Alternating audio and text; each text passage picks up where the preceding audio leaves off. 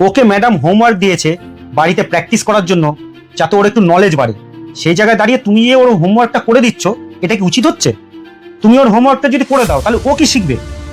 আরে আমি যদি ওর এটা না করে দিই, ম্যাডাম ভাববে হয়তো আমি বাড়িতে ওকে গাইডই করছি না, তাই ও টেরা বেকা করে নিয়ে গেছে, ওই জন্য আমি করে দিচ্ছি। এটা ভুল। একটা বাচ্চাকে গাইড করা মানে এটা নয় যে বাচ্চার হোমওয়ার্কটা তুমি নিজের হাতে করে দেবে।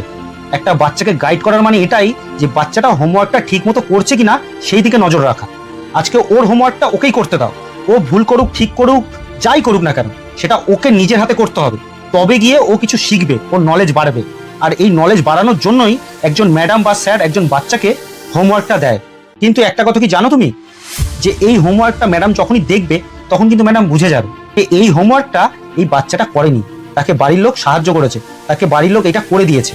কারণ কি জানো, একজন ম্যাডাম বা স্যার যখন একজন বাচ্চার দায়িত্ব নেয় তখন কিন্তু ম্যাডাম বা স্যার বোঝে যে এই বাচ্চাটার কতটুকু ক্ষমতা, সে কতটুকু করতে পারে।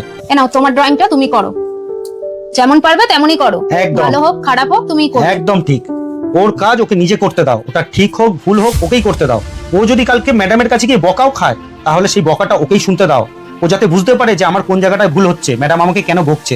সেই বকার জায়গাটা যদি তুমি আগে থেকেই বন্ধ করে দাও তাহলে ও জীবনে কিচ্ছু শিখতে পারবে না। ওকে ওর মতো করে শিখতে দাও, তুমি পাশে থাকো, গাইড করো, তাই বলে ওর কাজটা ওকে করতে দাও, তুমি নিজের হাতে করে দিও না।